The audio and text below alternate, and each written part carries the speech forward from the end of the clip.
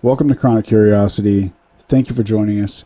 If you listened to the last episode, you know that we have a website up now, chronic-curiosity.com.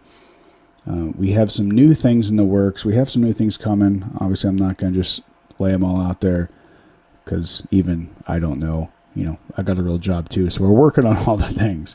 But we have some new equipment and things that we're doing. So we did have some technical issues last episode. We also had some technical issues this episode, but not nearly as impactful. There were a couple splits where some things kind of happened, and I'll throw a disclaimer in there as well, so you understand what happens as you're listening to it. But, our, mission is just to sit down and talk. Our tagline, where social media stops and interaction begins. And if you've listened to some of the, some of the stuff we've done, you can kind of understand where we're coming from. We just want to sit down with real people, have real conversations. So we want this to be as real without, editing and all those things and just being fake. So that's what we're about. We're about being real. So here it is. Enjoy this discussion with Jacob Dean. There's a good start. Yeah, he's got some interesting brothers too. Didn't one of your brothers run a marathon in cowboy boots? What? I don't know if that's Tony can't even walk in cowboy boots. that's true. We witnessed that. I don't know if that's an apocryphal tale or true. Sounds like a good story. Yeah, I mean, there was. Sounds like a good story. He's definitely a. I like to dress for the occasion kind of guy. So I'm sure there was. I think he was in Nashville. No, absolutely, it was the Nashville Marathon, and so I don't know how. I wasn't there, so I don't know how much. I mean, there was definitely a cowboy hat. There may have been boots at some point. I'm sticking with the boots. But I like that. I can't see how you could run a marathon in cowboy boots. I can't see how you can't run a marathon in cowboy But he's boots. the same brother who, when we were in New Zealand, he was like, "Oh, I have to go to the bathroom," and he went to the bathroom, and he came back out, and he had a Frodo outfit on. Oh, he changed into it. He just kind of popped out, and it was like this homemade. I was like, "Where'd you get those pants?" He's like, "I got these pants at the thrift store," and like, cut them off. He's like, "These are the feet from my Sasquatch outfit." He had some pointed ears, so it was.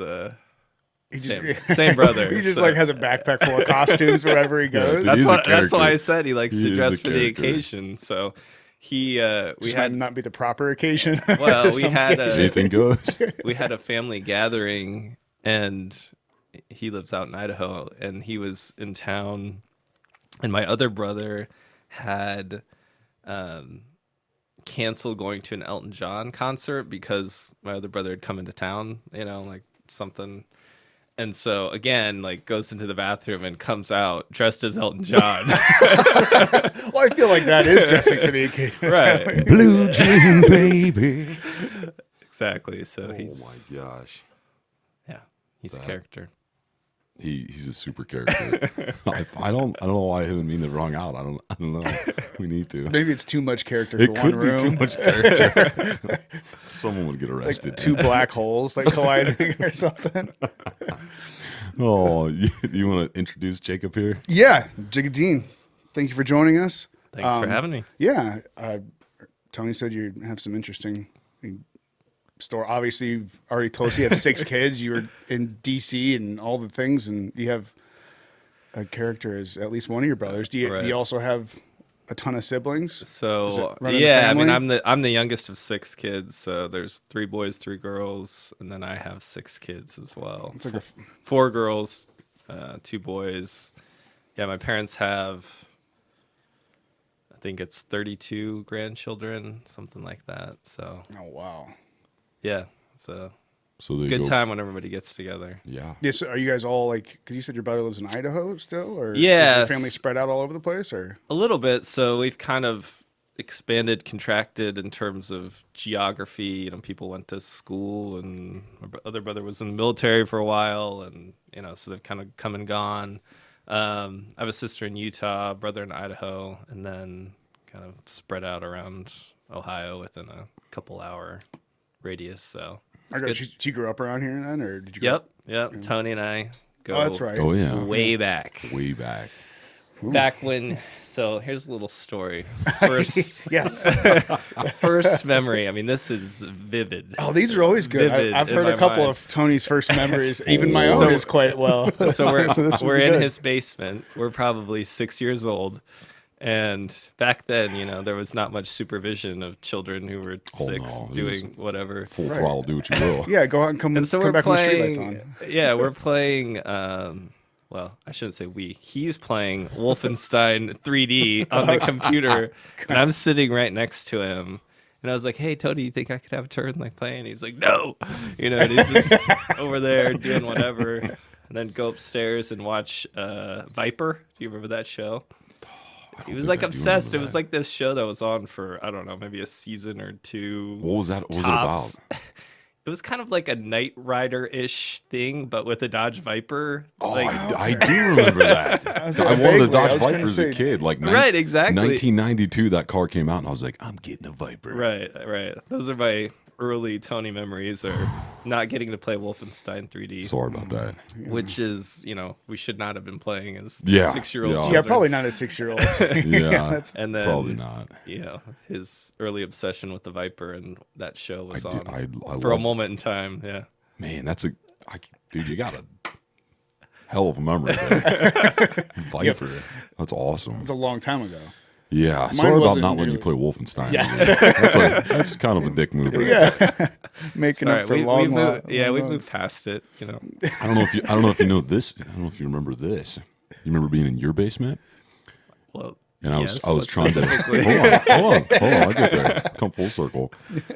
I was looking for colleges, and all of a sudden this news article came on, and it said it was something about a park in the middle of a city that girls would go and sunbathe in, and it was stopping traffic.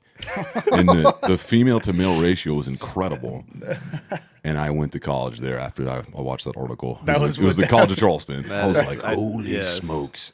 That was what got you there, huh? Yeah. I remember going with you and your grandpa. Grandparents, yeah. Dude, down. Do you remember that drive? How scary it was?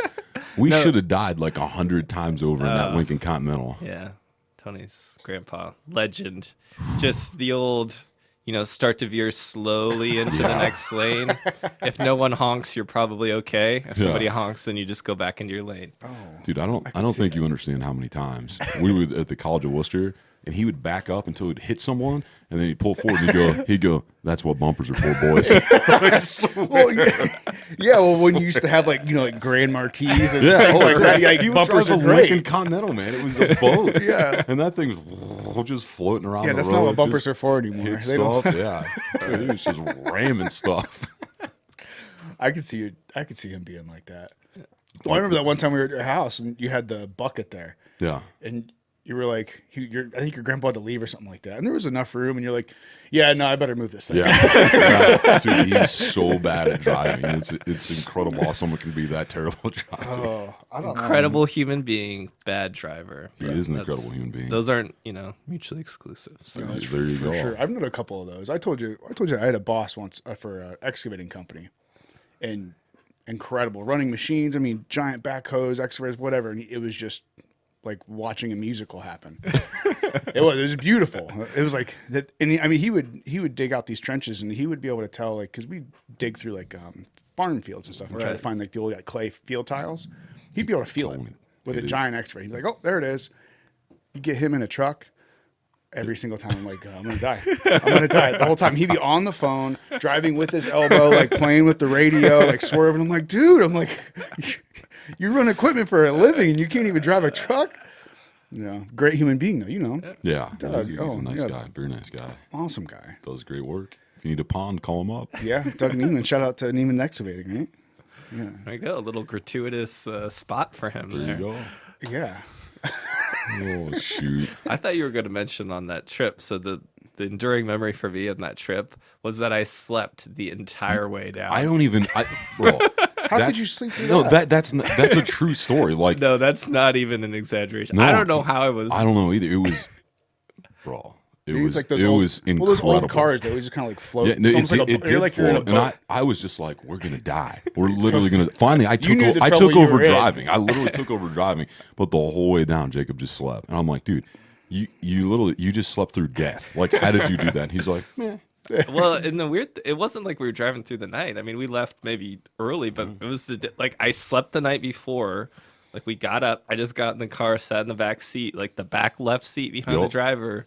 Talked. I guess there. I'm not used to, sitting in the lap of luxury there in that big Lincoln, Yeah. just so cozy. And I just closed my eyes, and I remember waking. We went to like Bob Evans on the way down, Yeah. like had some lunch, like ate lunch, got back in, closed my eyes again. Went to and it's sleep. like, Woke up in Charleston, South Carolina. Well, it's 10 like hours later. It's like getting rocked in a crib.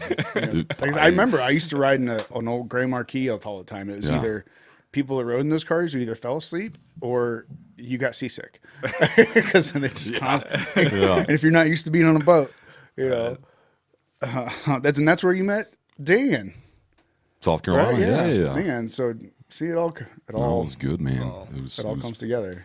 for a reason. I don't know if you remember this too, but my grandparents always kept maps behind their seats. Oh, Dude, yeah. I would pull those maps out as a kid. I used to love reading those maps in a car. Maybe Yeah. that's why I know where I'm going now. No, I we got were good spatial awareness. we didn't really have enough money to truly travel. So I would just go on my vacations on those maps. Yeah, same here. Where are we going on the Yeah. maps? Usually just the Ohio one though. I'm like, man, can we get a bigger map? Like, I want to see some other stuff. Yeah, I'm trying to think what else. Oh, dude, do you remember? You remember at your house? I don't know if this was you or someone else, but I think we were playing like capture the flag or something. And dude, someone ran into a guy wire was in me, the yeah, oh right my across God, my just chest. straight clothesline, dude, full throttle, guy Right. wire, boom. Those yeah, hurt. it's my backyard. You would think I would You'd have notice better that. awareness. Yeah, but you're booking in the it, man. heat, You're trying in the to win. heat, Yeah. in the heat Yeah. of battle, and it's just running. Yeah, right across. I had a nice line right there across. I mean, I'm glad it hit there and Yeah. not, a little higher up. Or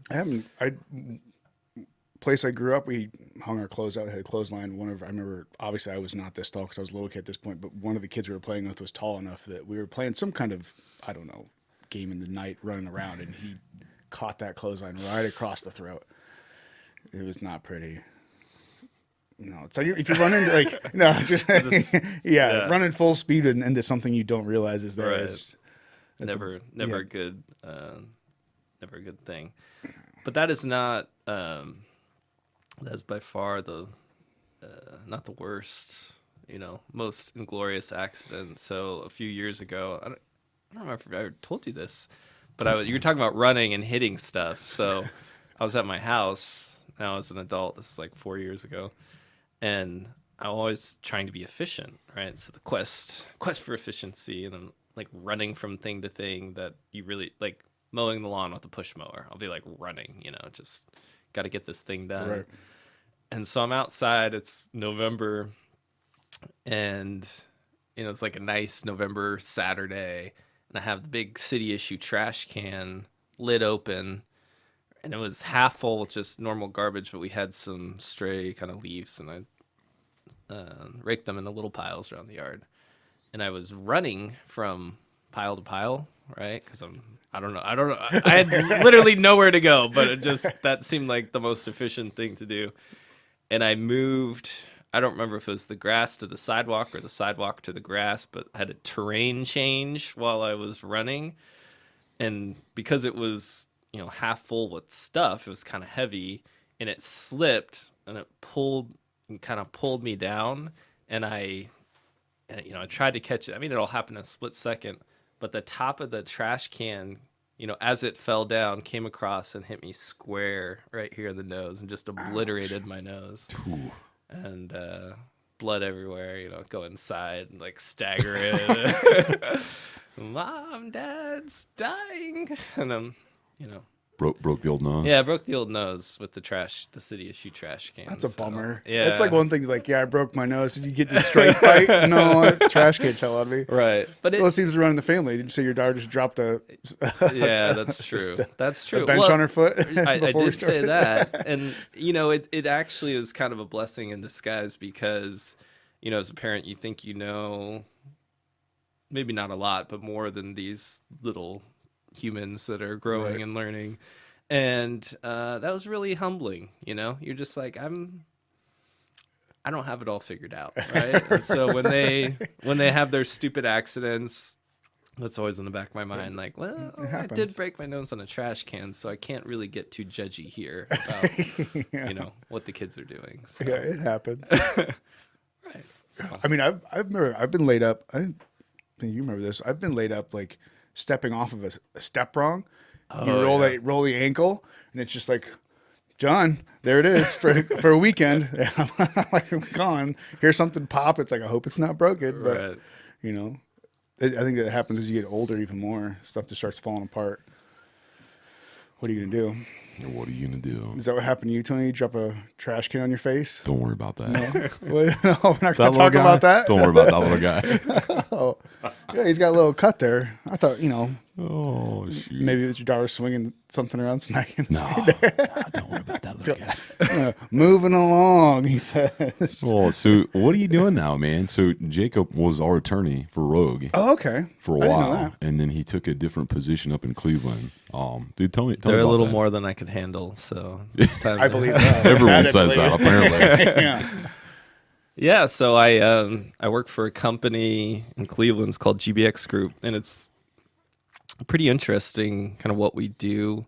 It's a real estate kind of development firm, but specifically focusing on historic buildings. So acquire and rehabilitate and operate historic buildings kind of throughout the country. It's a pretty niche focus in terms of, we're looking at historic buildings and they have to meet pretty specific standards. And part of it, and kind of why I'm there, is that there's a lot of tax overlay to it because they use various federal and state incentives to make it work. Because most of the time, if you're just looking at the economics, it's cheaper to scrape an old building and build something in its place than it is to preserve it. Right. So we have these different organizations that kind of federal, state, local levels that say, hey, we want to preserve buildings of significance that are, for whatever reason, cool architecture, or something happened there, and we want to make it work. So we'll give these various incentives if you're willing to take it and put the effort in. So that's what we do.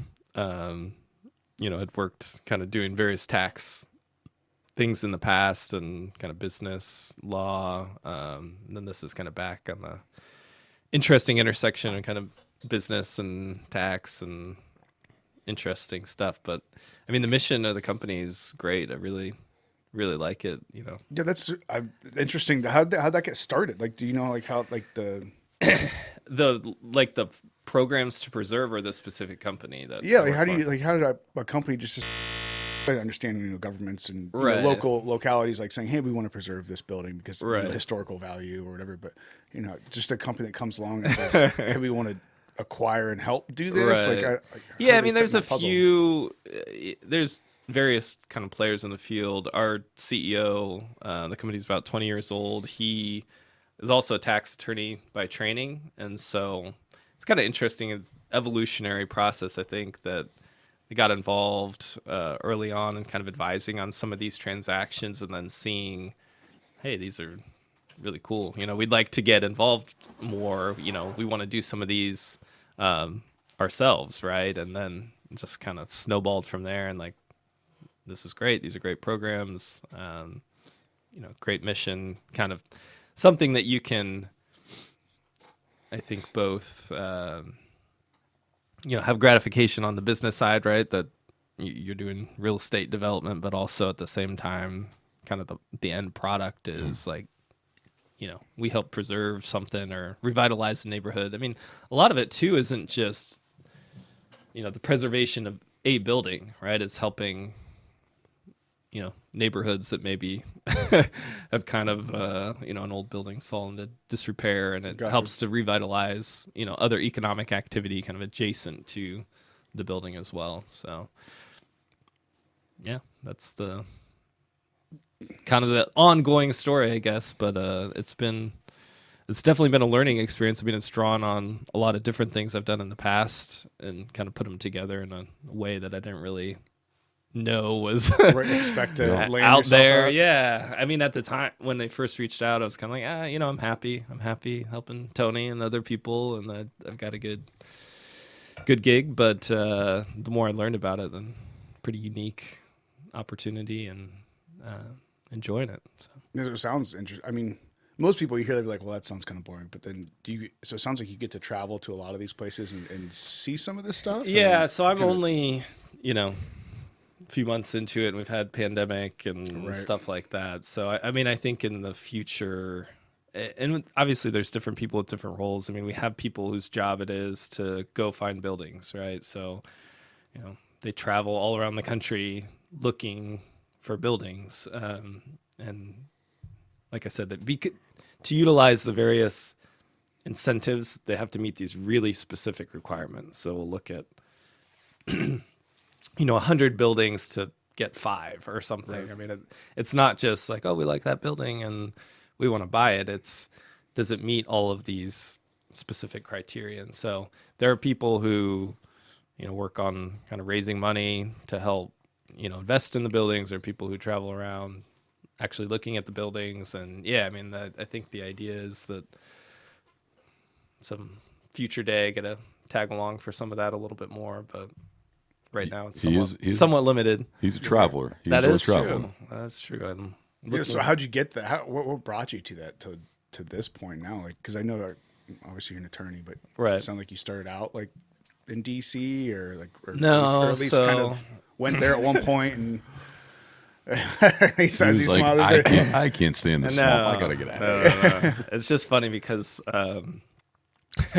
my wife, as a little aside, my wife makes fun of me because I'll be like, well, I'll tell you the quick version. And I'm like, well, I was born and blah, blah, blah. She's like, how does any quick version of a story start when you were born? Hey, I got time. Yeah, no, so I guess I was just laughing because it's like, kind of at what point do you want to enter, like formal education is complete or started or whatever. But I guess the quick up to at least, working time is right after high school. I went on a mission for my church to British Columbia. So I've lived there for 2 years, came back, went to BYU, my undergrad out in Utah, studied finance, went to law school in Cincinnati. And then after I graduated, I graduated in 2011 from law school. And so we're still kind of tail end of Great Recession, and hiring really hadn't bounced back much, at least in the legal field. So looking around, had done well in my tax classes, and at that point everybody wants you to know what you want to do, but you're just like, I just need a job, like I'm Pay my bills. yeah, That's I what want I to do. support Yeah. the fam, apply my profession that I've learned. So actually through a contact, got an interview at Procter and Gamble and ended up working there right out of law school in their tax department. So that was a good experience, but kind of realized not for me, like longer term. Really good learning experience though. So I was there for a couple of years. Then I went to DC. So we moved there, and I worked for a judge in the U.S. tax court. And so that's a specialized federal court that hears tax controversies. So Right. every case is like taxpayer versus the IRS. So every single case. So it's kind of an interesting, I mean, you have people who owe the IRS like a couple $1,000, and you've got like recently there was a Coca-Cola transfer pricing decision that like billions of dollars are implicated, right, by this decision. So kind of everything in It can between. be kind of important. Right. So that also interesting. Then I worked at a firm in DC in their exempt organizations group. So tax exempt organizations like 501c3s, C4s, C6s. So typical charities, C4s are social welfare organizations, C6s are chambers of commerce, No C7s. trade organizations, not too many social clubs, but every once in a while, they'd pop up in some fashion. But also great experience. So kind of a little bit more narrow and focused in what I was doing. And then, so after 3 years in DC, then we moved back. My wife and I moved to Ohio. So it's been good. Worked, regional firm here for 4+ years, doing more kind of general business work, still some tax. And then the current job, like I said, it's just been interesting to kind of pull together. So the tax court is what is considered tax controversy. So any sort of like audit litigation with the IRS, current job has to pull on, some of working with and against the IRS, and also, exempt organizations, like on a lot of these programs that are utilized for these old buildings. You have charitable organizations involved, so people will donate like an easement on the building to protect it. It's called a conservation easement, like a historic preservation easement. So you have charitable organizations involved, like the code section is a deductibility code section. Anyway, it's just, I'm going down the rabbit hole that like people, their eyes glaze there's over. a lot too, not only the legal system, because I'm not an attorney by any means, but I Just play one on TV. Yeah, right. I say the Holiday Inn last night. Through my job, I deal with attorneys and easements and different things a lot. So it's like, but people just don't understand. There's all that stuff's so in depth, and the wording has to be like just precise, because one word can change everything. I know how all that stuff just keeps on like growing. So you have to have some kind of like passion for or enjoyment out of it, because it's so in depth. Like, well, obviously now it's tax season, right? People trying to do their own taxes. And it's like, well, did you do this?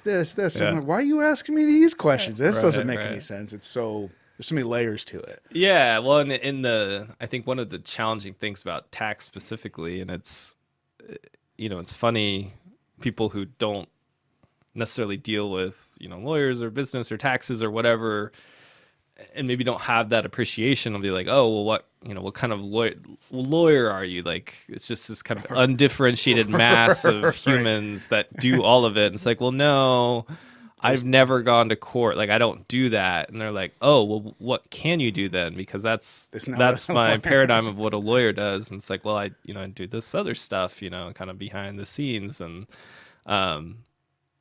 but even, talking about individual taxes, and like, I'm not an individual tax expert. I probably know more than like the average bear, but I don't know it all. And it's changing, like you said, constantly. And so much of it is knowing like what's an issue to dig in to more and what you can kind of ignore, right? But like that the average, get real dangerous real quick. Right? You ignore but the like, wrong one, right? You're clicking through the TurboTax or whatever, and you're like, what? I don't think so. But 5 years later, here's the IRS. Hey, But a lot of people just, I can kind of filter through, like, oh yeah, no. I know what that's getting at. But yeah, I don't know how they pretend to think that like the average person could navigate through this system in any fashion at all. I mean, it's kind of a mess. Do you do your own taxes? Not anymore. Yeah. I've reached the point where I'm like, it's not worth it. Yeah. Well, I think at some point when you get so many irons in the fire, you're doing different things. It's like, right. Maybe I should pay somebody to, well, like if you're just getting like your regular, was it 1040 or whatever, and that's it. All right, throw in the TurboTax and you're probably okay. But I feel like some people, like if you run your own business, right, it can get sticky. Yeah, well, when I was at the law firm, I was a partner, and so I was self-employed, so I get a K-1 because it's a partnership for tax purposes, and then I was getting multiple because there was a separate entity. Right. Like it's just recognizing like kind of the value of your time, right? Like what you're best at, and like I said, I could figure that out, but there's people who do that all day, every day. Right. So I want to focus on the stuff that I really know and do that well. And just if somebody is into that and they know that stuff and they're on top of it, like I'd rather just have them do it. So. Do you know who Naval Ravikant is? I don't. So I know we've talked about him before. Where he's like kind of I don't even know what you really call him. He's a businessman or like an investor type person. Okay. But he has like this. He had like this little tweet thing.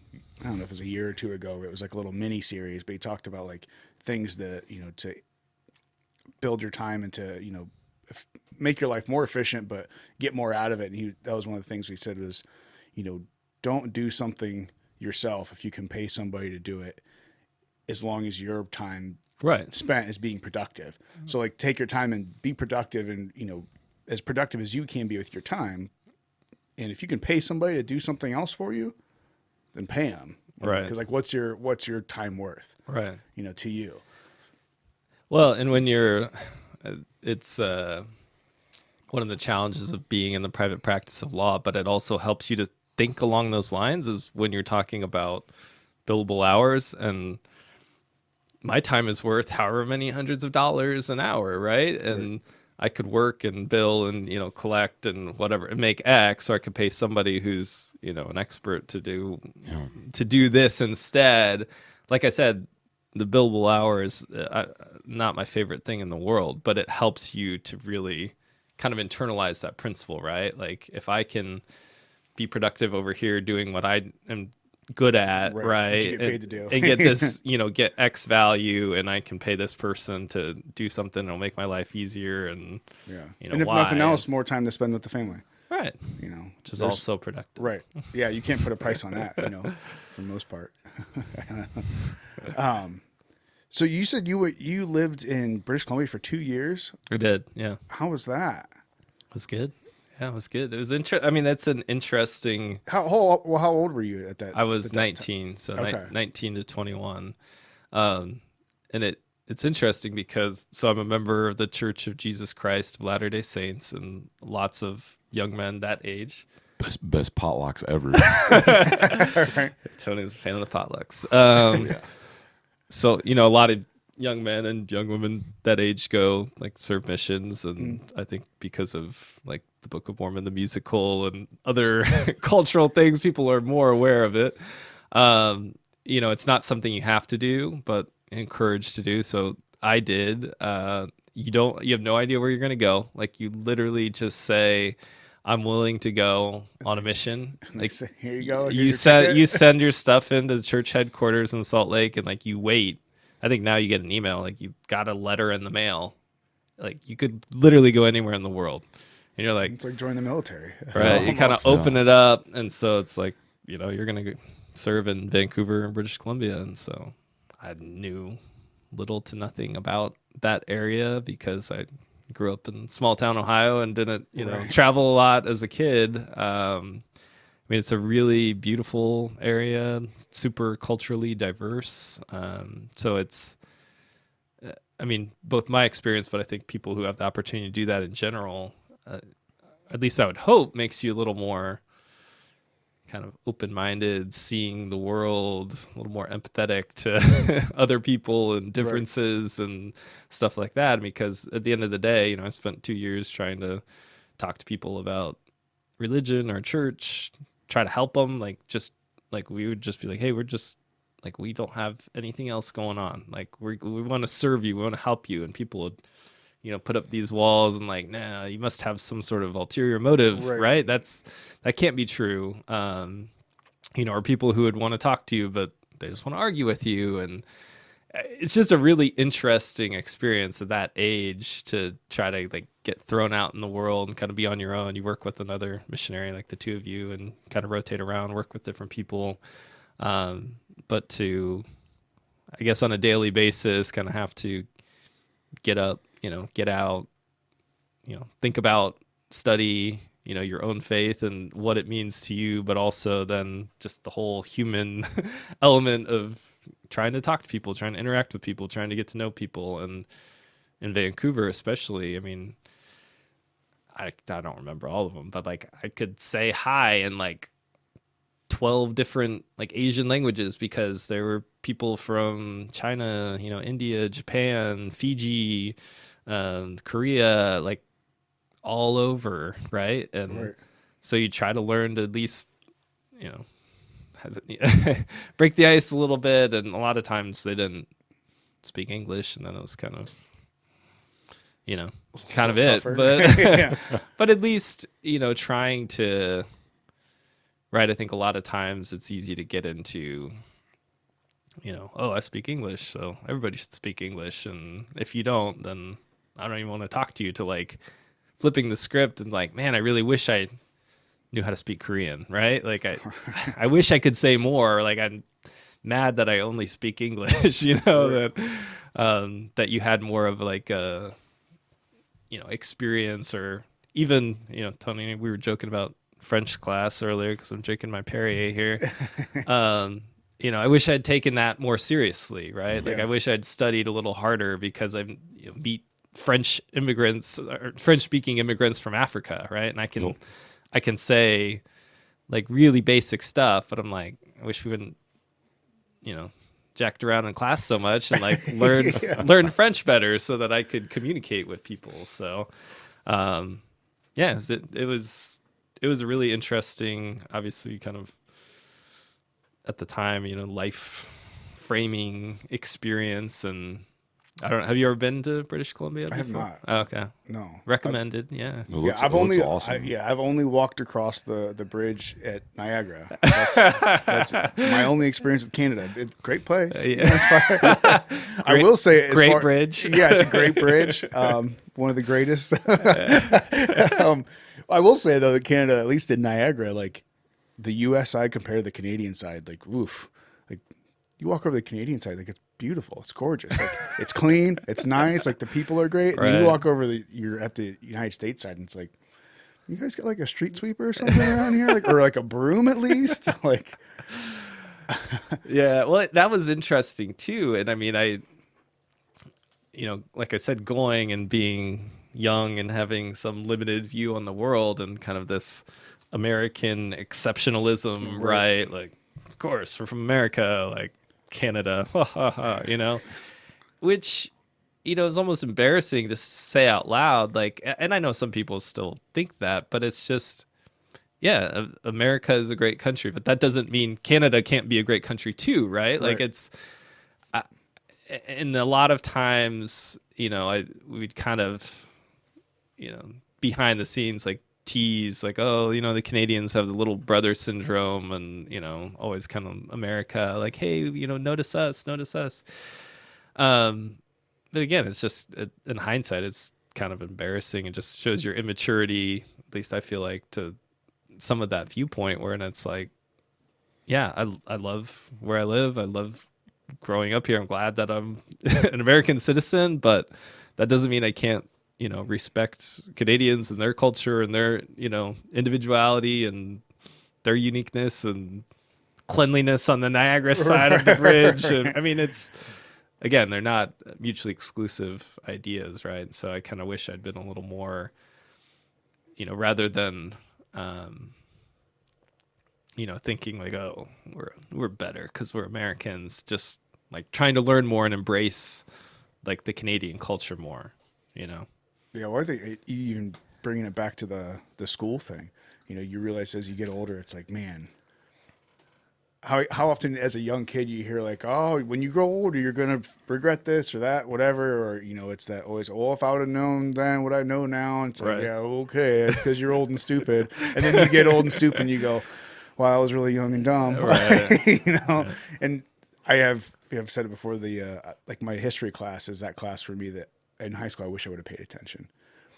We had a teacher that he had traveled the world, had been to all these different places. I remember like going through photo albums in his classroom of like him all these different places. Right. And it was like, I don't remember any. The only thing I remember from his class, because he was a really big guy, was him sitting in front of the class and falling asleep every once in a while. Bro, did you just fat shame him? Is that what I just heard? No, How dare you? No, I didn't say he was bad because he was fat.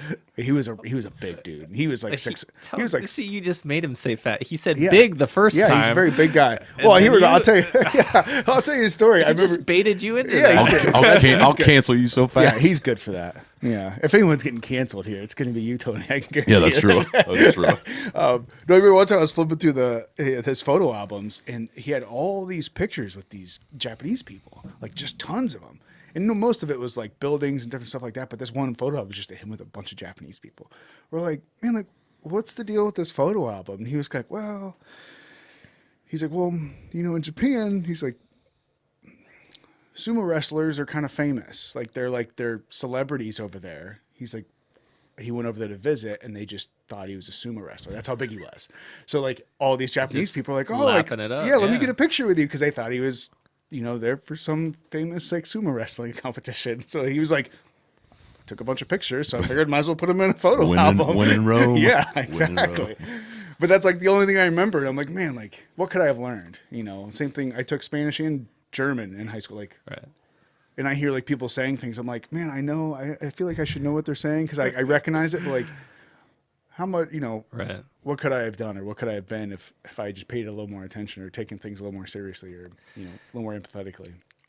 Quick aside about pictures. So back to, I don't know if we were recording for the Frodo story or not, but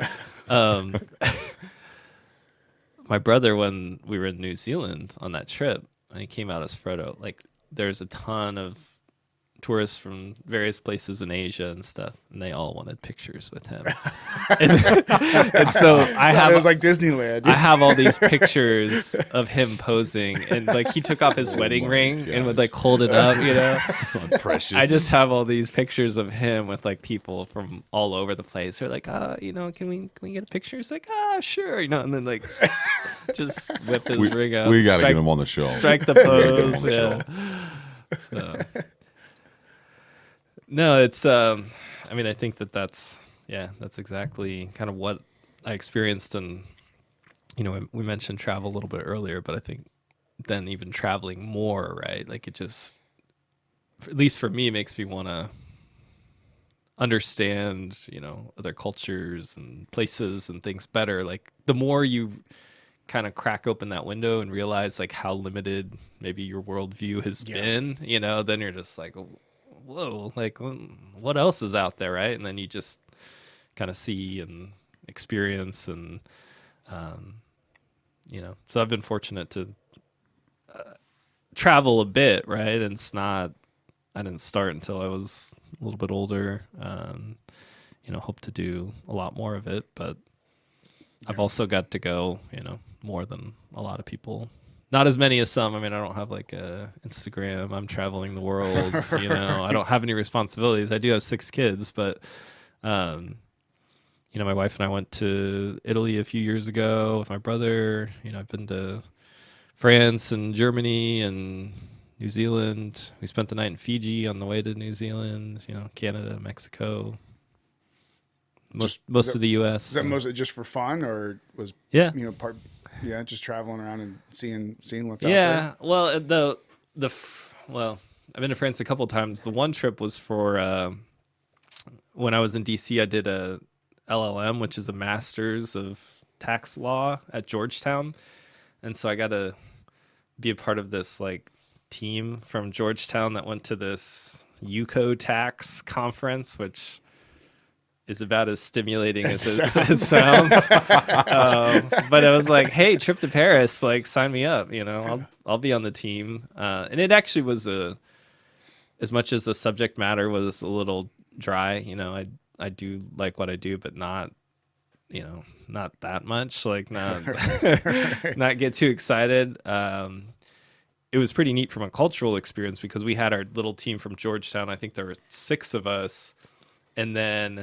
And we were the only like ones from the US, and then a bunch of the EU countries each had like a team go. And so then there would be one person from each country, like on a group. So there were 6 groups. So there was somebody, on my team, somebody from the UK, somebody from Sweden, somebody from Germany, someone from Belgium, France, Italy, Spain, so each team. That sounds like a super interesting experience. Right. So that part of it was, right. And like they all, going back to speaking English, like they all had to speak English because that was the lingua franca, right, of the conference.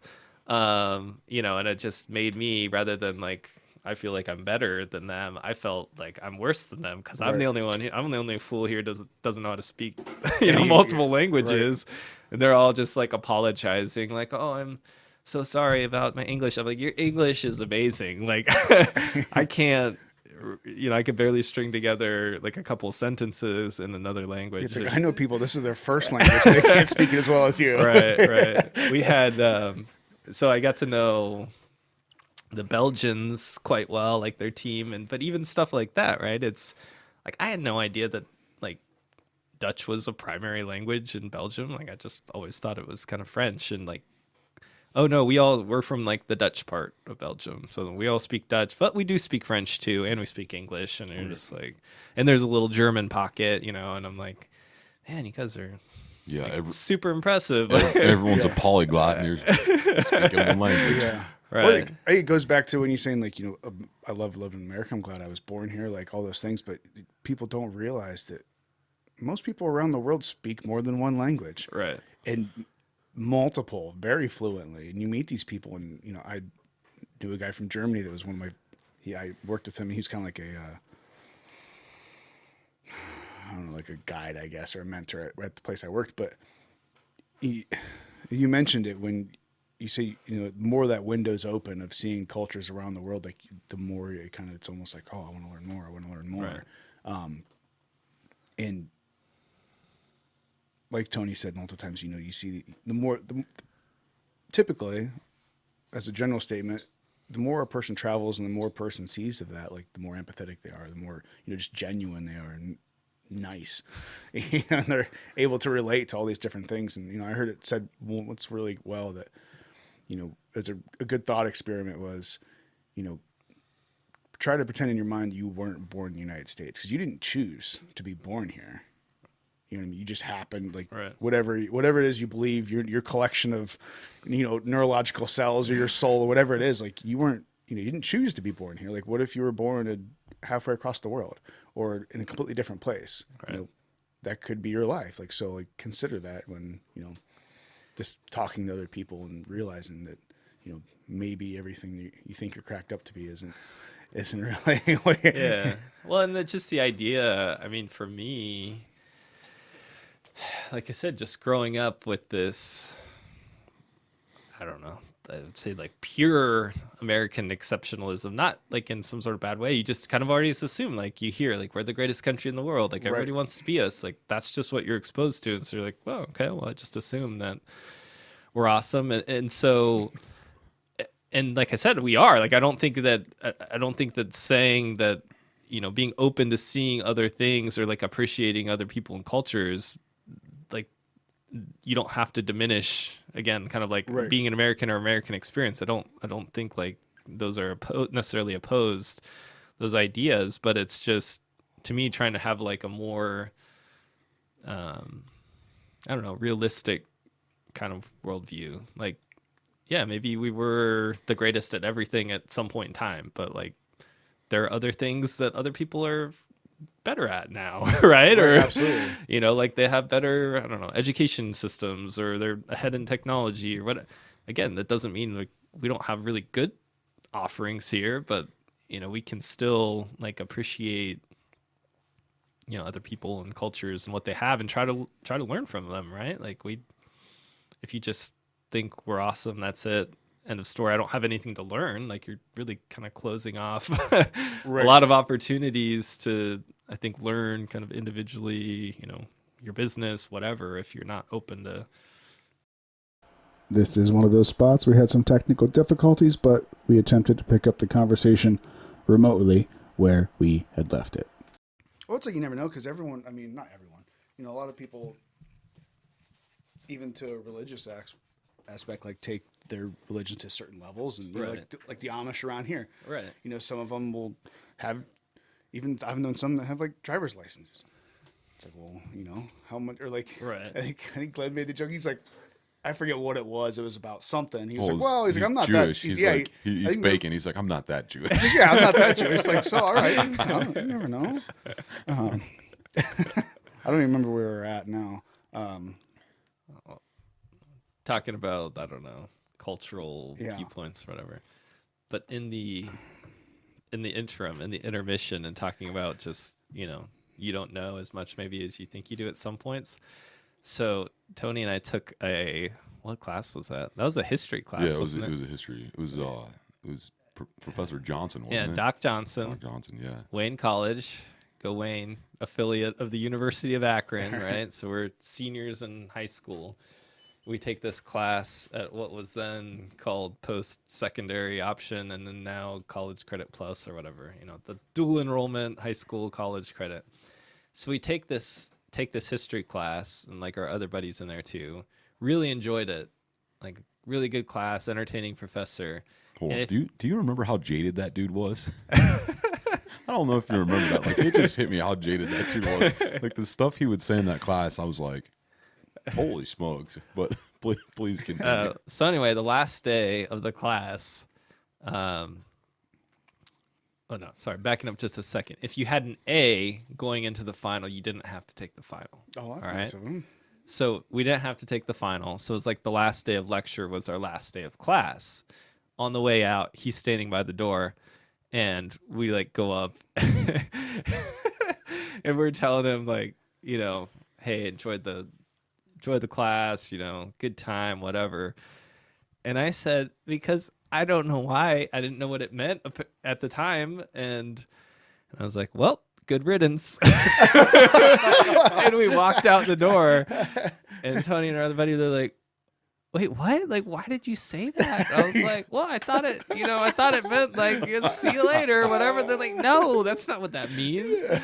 And so I like emailed them and apologized. I was like, I'm sorry. He looked so confused. He It was was like, like so- did this? Wait, did you actually enjoy the class? Or and it just like I walked right out, no. like, well, good Good riddance. riddance. See you later. he's like, what a jerk. Right. I just let you. He's like, you know what? Just kidding. You have to take the final now. Yeah. Well, he responded. He's like, well, he's like, I was a little confused. I thought you said you liked the class, enjoyed having you. But I don't know. It's a funny story. But I think, again, kind of just indicative of, I thought I knew more than I did, right? Like I thought I understood what something Right. meant, and I didn't, and put my foot in my mouth. But, Well, I think that's a good point. Going back to that's what I was thinking. Going back to what you're talking about, that just because the United States might be your favorite country, or you grow up like thinking like this is a great country, and it is, but doesn't take away from other cultures and countries as well. At the same time, like I think there's this weird trap sometimes people get into where if they say like, well, the U.S. has these problems or this problem, or this country's really great at this or that. Like a lot of times people automatically be like, oh, well, if you don't like this country, just leave.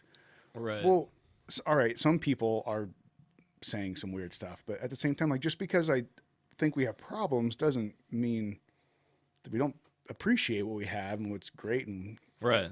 but also, like I said, at the same time, you can live in that duality of, well, they do something really awesome too, and maybe they do this better than we do. So like, Right. Even just is there something we can learn from them, right? Like just observe. And I mean, do you think about our human relationships, right? I mean, we all have strengths, weaknesses, frailties, and especially people we're closest with. I mean, we're aware of what those weaknesses are, and just because they're acknowledged or doesn't mean we should just kick them to the curb, right? Because they have whatever frailty. So I think kind of analogous, right, to what you're saying with the country, like just acknowledging that, oh, maybe there's some things we could do better. Doesn't mean we don't love our country and we don't, we want it to be better. And I think hopefully in communities, states, nationally, kind of at all levels. But again, I think that that's something that, traveling, or at least kind of having experiences, exposing to other cultures and ideas, at least being open to I think if you're at least open to the idea that, hey, maybe other people have something interesting that I can see or learn or whatever. And even if it's just like, wow, I experienced that and I appreciate what we have. Like, I like my thing better. Like, I like my food better, or like whatever. Like, if you never try it, like you're not gonna know. So do you think that came from traveling, or did you have some of that like in you when you were younger, or like those brought up with? Or? Yeah, I mean, growing up, we went up to Lake Erie on vacation sometimes. So it was an hour and a half away from our house. We went to North Carolina. My aunt and uncle lived down there in the mountains like a couple times. And when we were in high school, I went to like Florida. I think when I was in high school, we went to South Carolina, and then I'm the youngest. So like we finally started to go on some little, but like I didn't really have much of that growing up, and so I guess I don't really know where Florida's kind of a different country sometimes. Yeah. I'm just saying there were limited number of Right. kind of trips early on, and I think like that mission experience started to open my eyes about Gotcha. how there's other stuff out there, and especially in hindsight, like I said, looking back, being like, man, I was, didn't always have, the best perspective, at least, or that I wanted to have in hindsight. So I think it's been kind of just continually learning and growing, and part of it is not traveling a ton growing up, just kind of wanting to get out and see and experience more. And while I think traveling's great and I love it, I also don't think you have to travel super far and wide to experience that. Look at the internet now, right?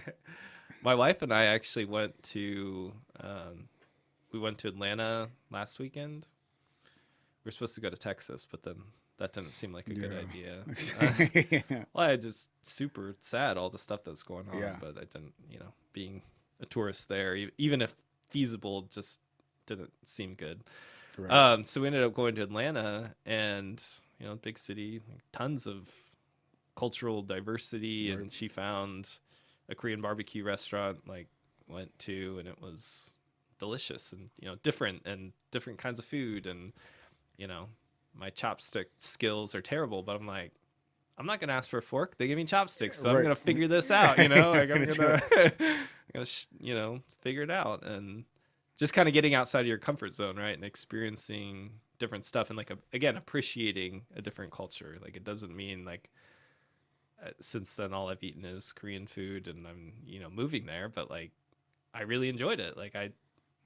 We've watched Korean shows on Netflix, right, and subtitled, and I've enjoyed them, right, and I just feel like there's room to appreciate and enjoy, more. And we actually went on that same trip. There's this fried chicken, famous Korean fried chicken place that the guy at the Korean barbecue told us about. And and he's like, it's just a couple stores down. It's famous in Korea. And we're like, that's we've seen it in shows we watched. And we're like, we have to at least go get something there. And so I go in, all the employees and the patrons are all Korean. I'm like, okay, well, you're in a good spot. This is the place that, people are at. And so I ordered and I waited, and I was getting it to go. And then I was looking at the board, and they had this thing. I got the original or whatever. And they had this secret sauce, and I'm like, well, I gotta try the secret sauce. Yeah. So when they brought me the food, they're busy.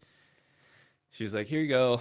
I was like, do you think I could get a little side of the secret sauce? And she's like, well, it's usually $2 or whatever, but because it's your first time, I'll give it to you. And I was like, how do you know it's my first time? What?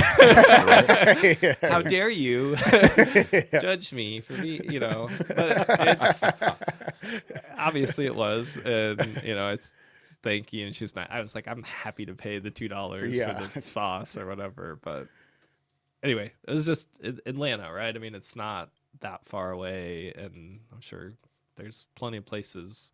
That was just my recent kind of experience that I felt it's different, stepping outside of my kind of comfort zone a little bit, and trying to say, hello in Korean, and, people appreciate you Right. trying, right? And They can tell you're totally butchering it, but it's the thought that counts, right? they're usually, they're always just pleasantly surprised that you tried. Yeah. So Well, I think that's super interesting because I've met a lot of, I've known a lot of, I'll use the word religious as just an umbrella for, sure. all the things. But that the further they get, the further they go down their path, the more closed off it seems like they become.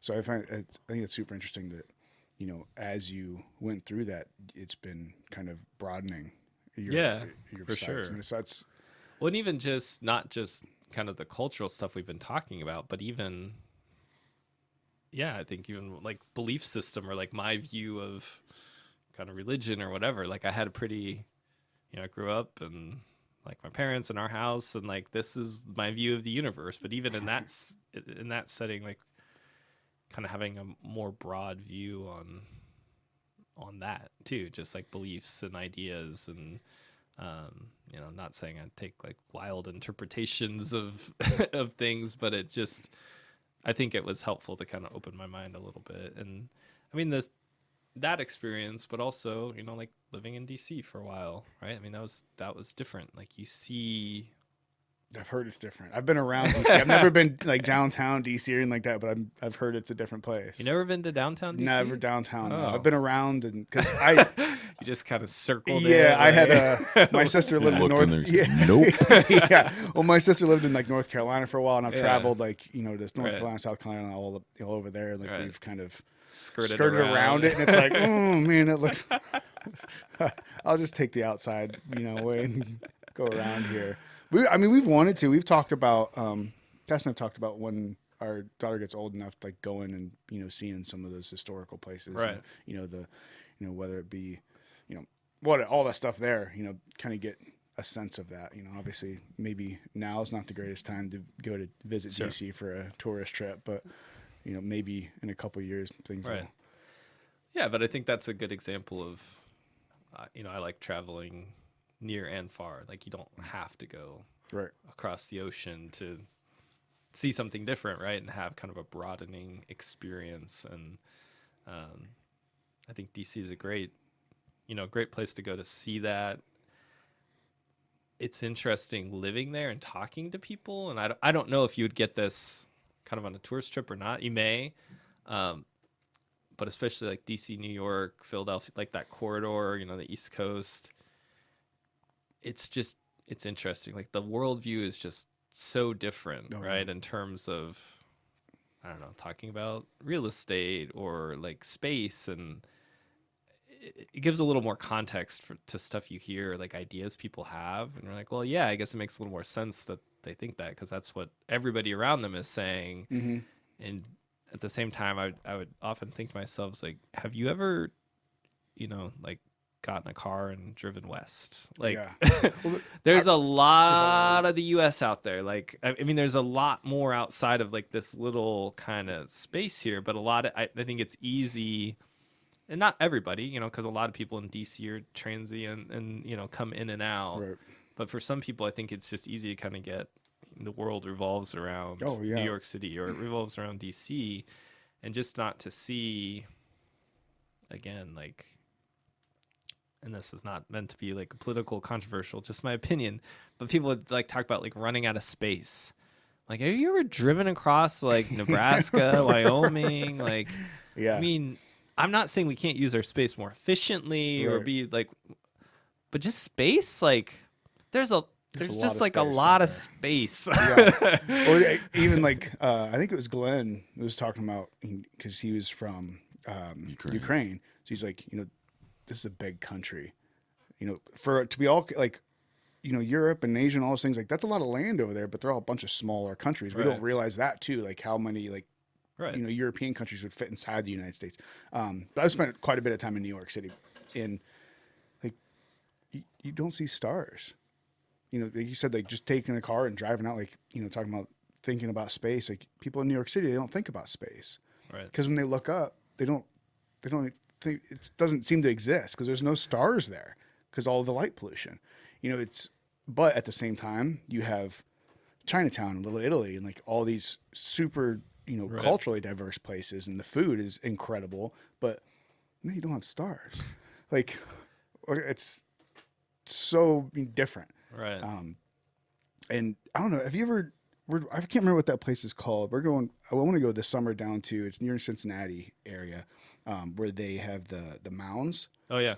Have you ever Great like, Serpent Mound. Great. yeah, the Great Serpent Mound down there. So I've never like, We went I didn't realize, like, I've there. never been there. Like it's like two Right. and a half hours away. How have I Right. never like checked that out? We did that last summer, summer before. I don't know, a couple years ago with the kids. Same thing. Like I grew up, we took 8th grade Ohio history class, and everybody learns about the mountain. Like Right. I've been, you know, halfway around the world, but I've never been there. So like I'm gonna go. And so we went. And it was sweltering hot, and we did it. We checked it off the list. No, it was a fun just little weekend trip. We went there. I think we stayed in like hotel in Chillicothe or something. You know, it wasn't. There's not much down there. Yeah, yeah. But it's exactly. It's good to see. You know, good to see that stuff that you have. It's right. And even like thinking about the history, like, or the potential history behind it. And there's people out there that say like, well, if you visit it on like this certain day, like the summer solstice, and see the sunset like over top of it, like it's all lined up, and it's like, well, I don't know. That's pretty crazy, but sure, maybe, you know, like, but just, you know, playing those thought experiments out and going, what if? Like, all right, let's think about all these things instead of just, oh yeah, it's a hill. right.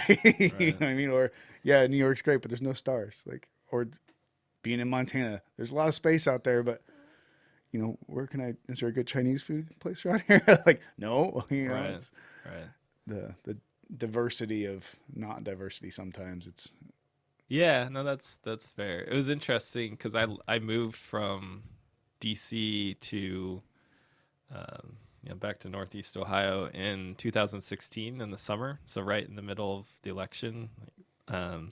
it's probably a good time to get out.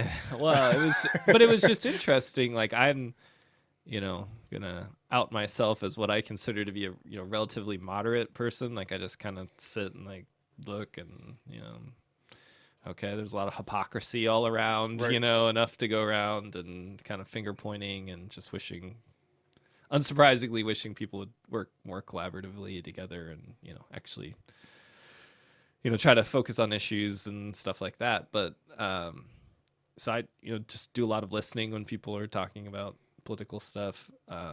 But it was an interesting time because in DC it was like, well, there's no way Donald Trump can win. I mean, it's just like the echo chamber, right? I mean, right. I didn't know one person who was voting for Donald Trump, you know, just in like my daily interaction, or at least would say it out loud at the time. And so if you're there, you're like, just the surprise, right?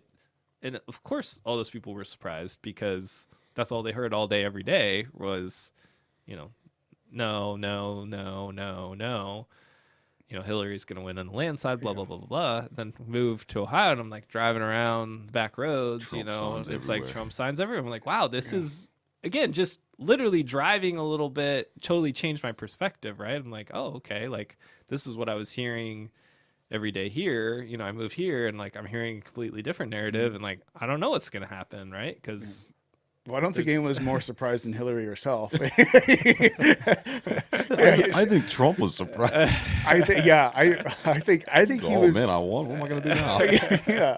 Well, that was like the joke going all the way up to it, like up to that point where he was like chosen as the candidate. Like I think after that he was like, oh, right. like I was just kind of playing along, guys. Like, and here we are, 5 years later. But yeah, I mean, we see that, you know, especially this time around. It was everywhere you drive around here. It was like, well, I think Trump's going to win Ohio. At least I know that, Right. and you know, he did. You know, but it's interesting. Even like you said, those echo chambers can be even within that a big range too. Right. You know. Yeah, and I think that it's I don't know. I find it healthy to wherever you're at, kind of on that spectrum. If you only, you know, talk or listen or consume, you know, within that echo chamber, you know, you kind of hear what you want to hear, and I just think kind of going back to the idea of broadening experiences, even if you completely disagree with somebody, to, you know, have somebody or a source that you can have a reasonable conversation with, right? And at least try to understand, and maybe you don't agree, but you can at least understand, right, where they're coming from a little bit better. Yeah, I mean, I've always been a particularly curious person.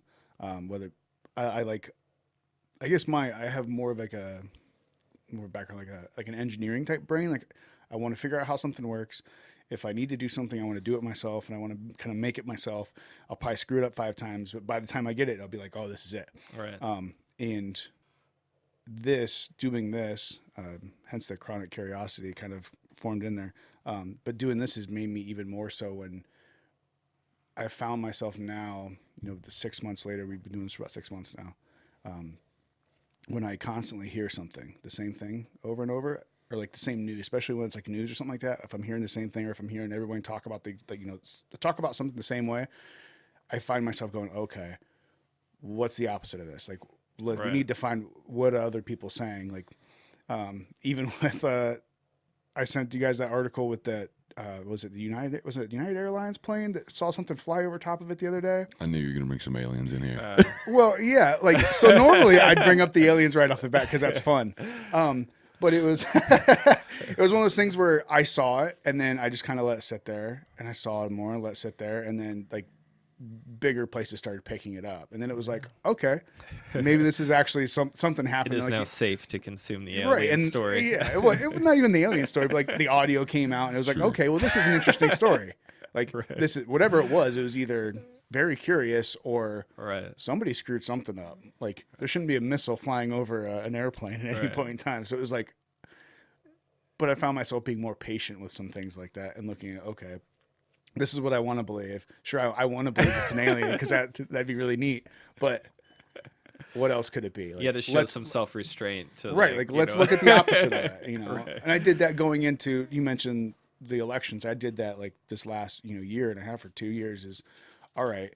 If I'm seeing something from CNN or MSNBC or whatever it is, and I need to look at Fox too, and I need to look at Right. this, and then I also want to look at independent people to Right. filter it all in because we've said it. There's to me, it's at least at minimum. There's always 3 sides to every story. His side, her story, his side, her side, and then the truth somewhere in there. It's usually how it goes. Yeah, it is interesting. I mean, on a daily basis, you just mentioned that, but I mean, that's the way I consume news, and I don't really watch news, but I'll go to some combination of like Wall Street Journal, CNN, Fox News, and Huffington Post, and like I just skim through the headlines to see.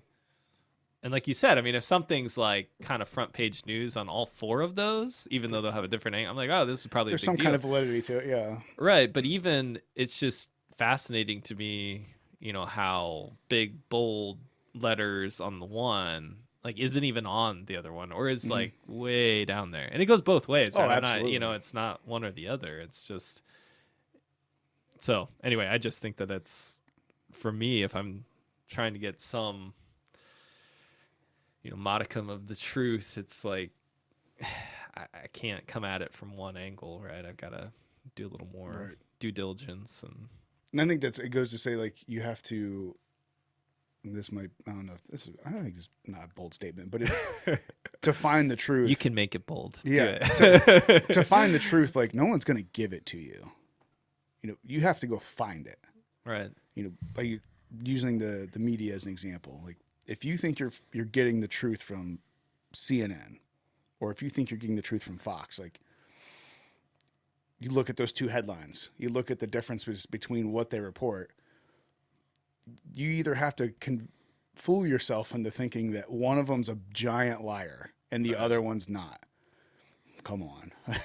So or you have to be able to filter through all Yeah. those things, and you have to go searching for it to find, Right. If you come with the starting point that one of them is 100% right and the other one is 0%, right? Like you said, it's probably, whether it's 80-20 or 70-30 or, whatever, or neither. But I think just coming at it, not assuming that one is 100% all the time. That's a good start. That's a good starting point, 60% of the time, all the time. I knew you wanted to say it, Tony. I can see it in your eyes. Yeah. No, I was thinking about an old Jewish professor that I had, and I think it was like biomedical ethics, and he said you need to adopt a hermeneutic of suspicion, and so I've kind of lived by that, just kind of questioning everything to some extent, not to prove it wrong, but just to, like you said, prove its validity or go, well, okay, I guess I can buy into that. So I think everything in life. Yeah, my grandpa said it not so. I think I remember you. Yeah, he said, never believe anything you hear, only half of what you see. So, not quite as fancy of a words, but I think kind of this along the same lines is like you gotta. Well, that was another thing I think that was really interesting about living in DC and some of the experiences I had is being a little closer to some of the action. Not like I was super important, but having a little bit more insight into what was actually going on, and then being able to compare to what was showing up in the news, and you're like, they don't really know what's going on. Like they don't have the whole story, right? And so I think that to both your points, I mean, it kind of helped to solidify that for me that I'm not going to be able to go to one place and get it all the time. Like, even if you have your favorites, having that little bit of kind of questioning or suspicion. And there's a little, I'm not your lawyer if anybody's listening to this, but a little free legal advice along those lines is just assume that somebody will read your emails at some point in time. So, Yeah. if you're not already thinking along those lines, just assume they will, because a lot of that is, you work on projects and reading emails of people. It's part of like discovery is what they call it in litigation, and things get, they'll subpoena Google for, your Gmail account, right? And stuff that no one ever thought anybody, some little associate at a law firm was ever going to be reading, right? Is personal stuff. So anyway, Yeah, just be careful anything you put pen to paper, in a text, in an email, any sort of. I think we've said that. Like, once it's out there, man, it's in the universe. Like, it's never coming back. So Yeah, especially with some of the power that some of the companies have, the yeah. accessibility and everything. It's out there. Like, I saw, it was funny. I don't know if it was through work or if it was something. I can't remember what it was, but it was like this. It was like this big deal. Where it was like a big help thing for corporate. You're working from home, and just remember that your employer's computer is still property of the employer, and just like Right. you're at your office, and so you probably shouldn't be searching for inappropriate things on your computer or doing. I'm like, are we still telling people this in 2021? They don't understand their work computer. Like, literally, they have access to it. They could see what you're doing at that point in time, anytime, without you even knowing it. Like, man, are we still in that much trouble? People don't understand that. Yeah, Like, no, I think the answer is yes. I mean, I don't think. I think people hear it. I don't know that they internalize it, right? Like, it may just seem like one of those things people say. Right. I don't know that they really fully grasp that concept, right? yeah. Well, it's like, I remember someone saw, I had like a piece of tape, or I have a sticker over my camera on my Oh, right. computer. Yeah. And, they're like, and actually it says, my daughter gave it to me. It says, thinking of you. And I was like, oh, this will be because like I had this thinking of you sticker over the camera on my computer. They're like, oh, you're one of those people, huh? I'm like, what do you mean? They're like, what do you think the government's going to like tap into your, camera and watch you? I'm like, no, but some, dork down the road, some 17-year-old hacker might, like, I don't know. Like, you hear these stories about people's, video cameras in their houses, like, getting hacked into, and Right. like, man, there's a lot, there's so much going on out there. Like, Yeah. you don't know what everyone's doing all the time. when you were in D.C., did you ever meet? I'm sure you met a lot of politicians. Did you ever meet any politicians that were pretty cool? Or anyone no, memorable? I mean, I believe it or not, Tony, I was not hobnobbing with all the politicians all the time. Or with the private social clubs? No, I mean, I did meet. I would say just in general, like kind of interesting, some interesting people. I worked at, like I said, I worked at the tax court, so I worked for a judge, and met a lot of other federal judges and things kind of in that line, and did a lot of stuff, I think I'd say adjacent to that. Our firm actually had, the firm I was at has a pretty reputable, well-known political law practice, so advised a lot of politicians and like political campaigns and campaign finance stuff, like raising money, and which is a whole interesting world, kind of underbelly that you don't really realize too much. I mean, it's just one of those things you kind of hear about, but no, I mean, I would say you definitely start to shape opinions of certain people based on kind of what you see and hear. But no, I didn't get invited to Ted Cruz's Cancun trip. Well, he wasn't going, right? He was just escorting them. Did you see that? I saw yesterday there was some, like, in the Senate gym, which is only open to like U.S. senators and former senators. Like, somebody had like made these memes or something and like posted them on the lockers of him, like with like a margarita or something, and like, bienvenue, like, and like Bernie Sanders, the little like Oh, meme, yeah. like somebody had mashed it up, so it was like some current or former U.S. yeah. senator. Oh, like, yeah.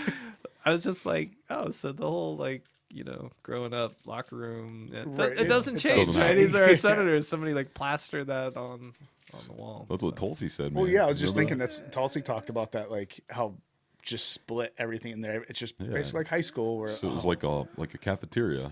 yeah. Everyone, you never really grow. That's a sad thing. Some people just never really grow out of high school. It's just they're still. Right. I don't know what it is. Like, is it just people just want to have conflict in their lives? Like they can't survive without it. Like I don't know. I don't have the mental energy to do, like do that kind of stuff. It's just trying to do my job, spend some time with the fam, relax a little bit. Just whatever. But speaking of gyms in DC, Tony will appreciate this. So I was, so the tax court has a gym, like it's this big block building, and it's got the gym inside, so the employees could, work out in there. The judges had their own special, workout time, whatever. So I'm in there one day, and I was like working out over lunch. There were like 2 or 3 people in there, and I was doing like a tricep extension, and this guy, one of the people that I work with, like came, like somebody I knew, and like unsolicited corrected my form. He was like, "Hey, you're gonna want to put your arm up a little bit more," and like.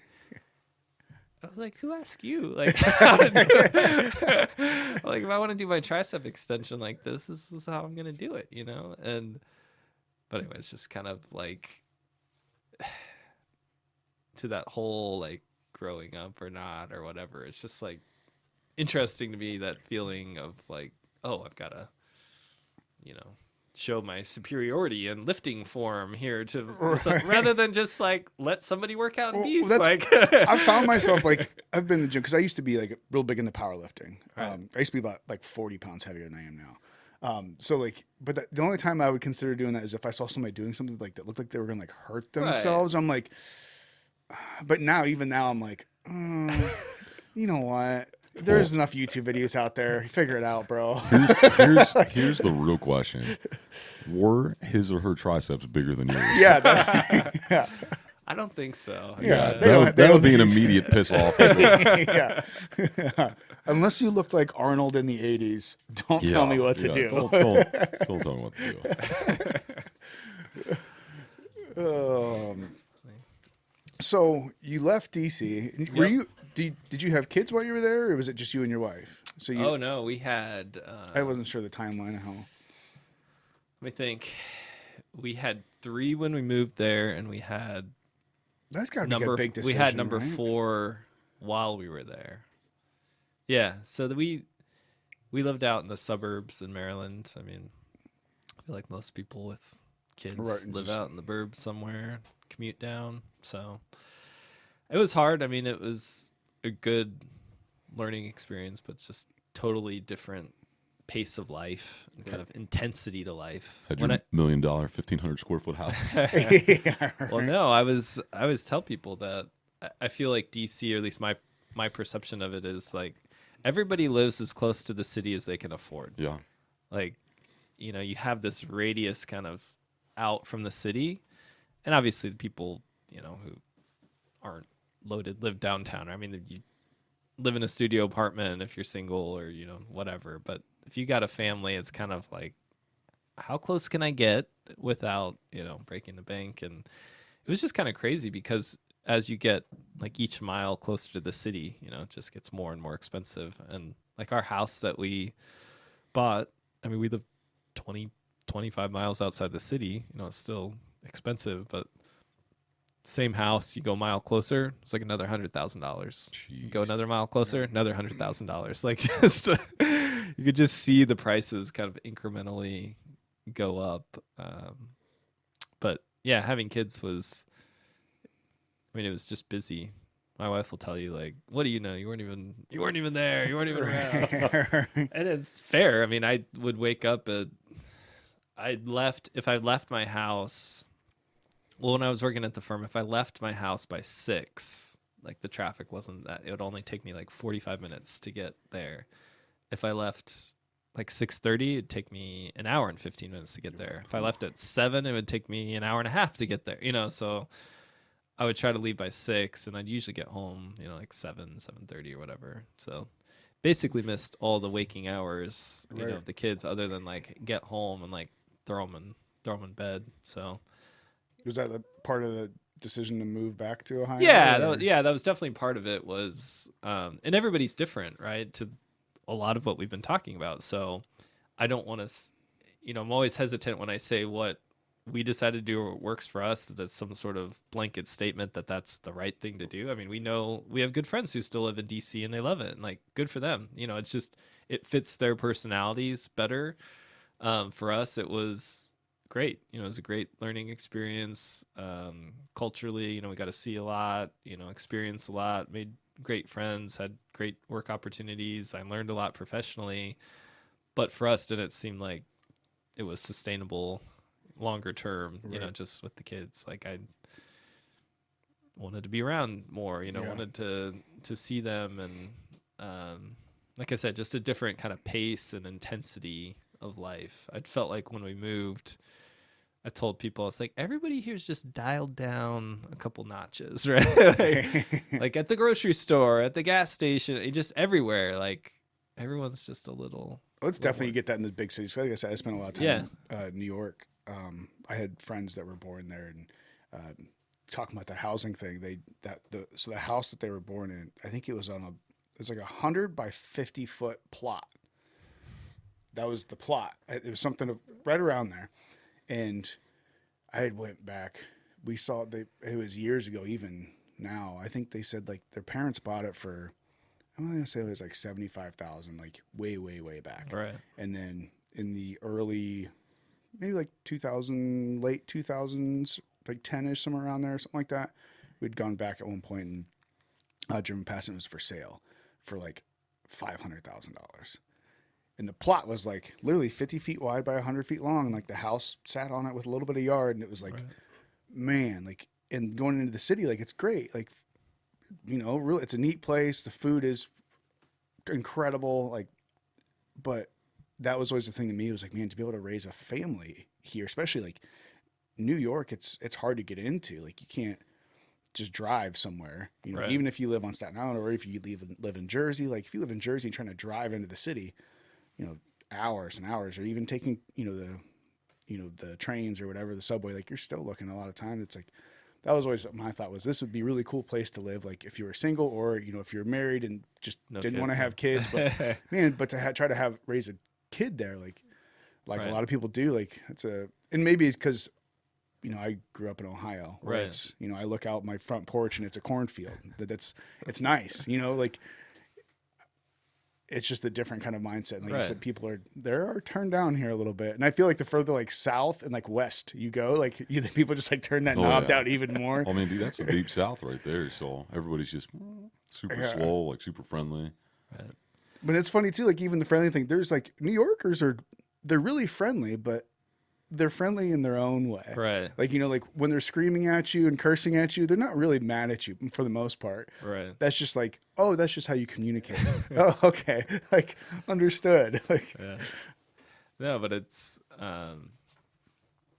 that's interesting. The kind of that perspective too. Cause I've said the exact same thing about I'd love to live here again, single, no kids, wife, or even like the kids are out of the house, like go back and, get an Airbnb for a month. And, like, I enjoy it. But I think to your point, it's like everybody has a different perspective, whether it's what we grew up with or what you want or whatever. And I think that's part of the benefit to seeing it moving and, having spent time there is just respecting whatever decision people make, right? Rather than, oh, you're an idiot because you live in New York City, or them thinking we're idiots because we live here. It's like, guess what?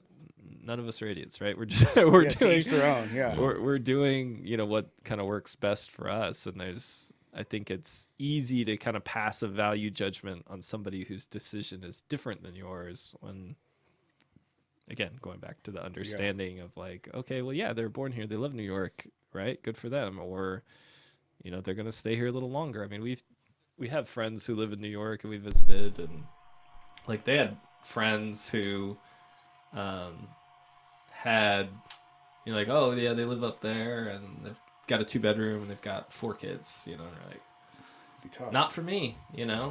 not for me. No, I don't want the Jim Gaffigan experience, but like, if you do, great, good for you.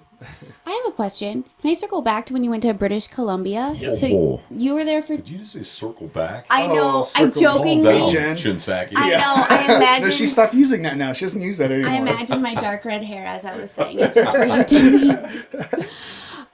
You were there for 2 years. Yep. Is that time frame typical? And when you were there, was there like a church headquarters that you stayed with, or did you stay with like church families, or like how did that good work? Question. So yes, 2 years is typical. So there's what we call like a mission headquarters. Mission office that was in Vancouver, like in one of the suburbs, and we had a husband and wife who were kind of in charge, of all the missionaries. There was 100 to 150 like younger missionaries. So, and then a couple other kind of retired couples who helped with like the finances and stuff in the little mission office. But then the missionaries were, like I said, kind of paired up and all over the province, right? So you'd live in a city and work with a different missionary for like 4 to 6 months, and then you get kind of moved around. So I lived in and around Vancouver for almost a year, and then on Vancouver Island. So there's Victoria, it's the southern tip of Vancouver Island. Another city called Nanaimo I lived in. I lived up north, which is in Smithers, which is up towards Alaska, like way up there for a little bit at the end.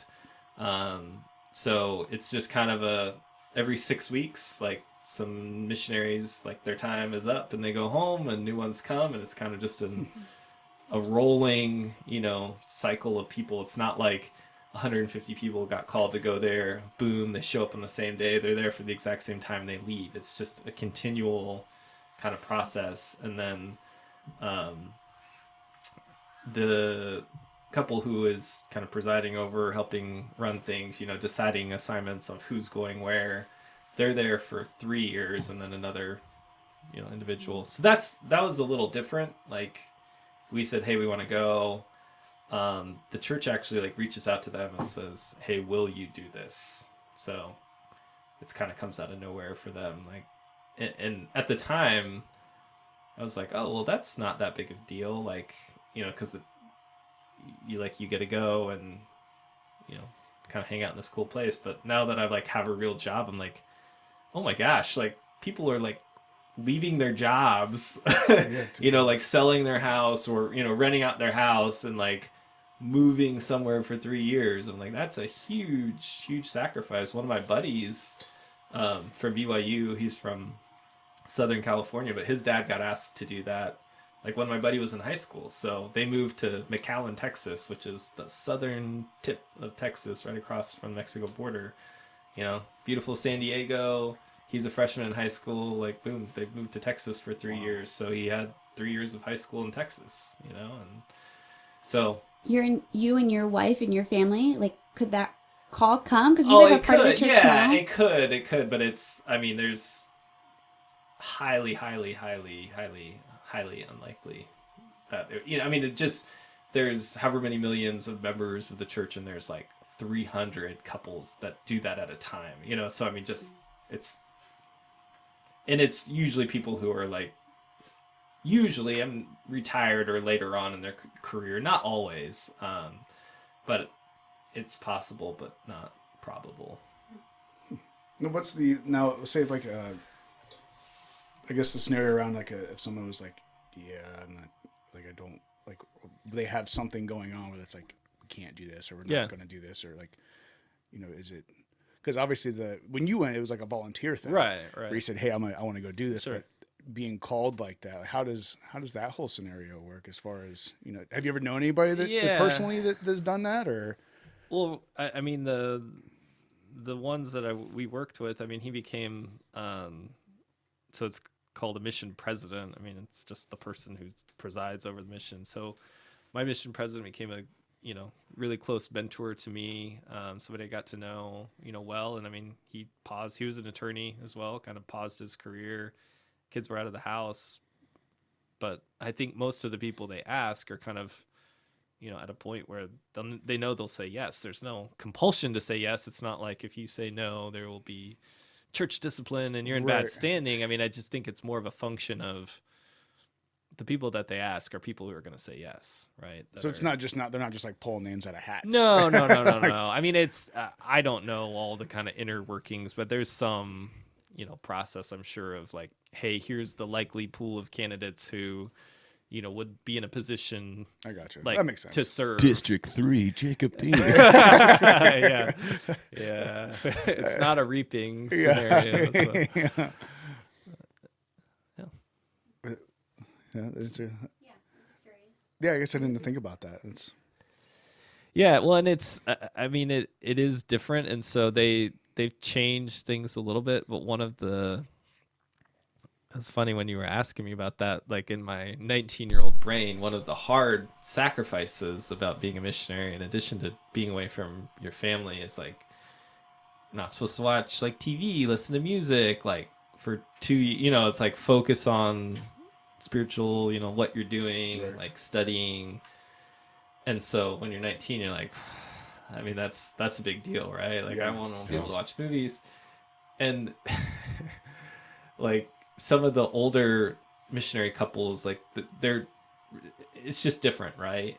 And I was like, what? They're allowed to watch TV? I was like, well, that's not hard at all then. Like, if they can watch TV, but again, it's just my limited like viewpoint, right? Not appreciating like, holy cow, what a sacrifice to stop what you're doing. Again, sell your house or rent your house or like make accommodations for your house, your career, whatever. Not seeing the whole picture. Right. I was just focused on like, they're allowed to watch TV? Man, that's...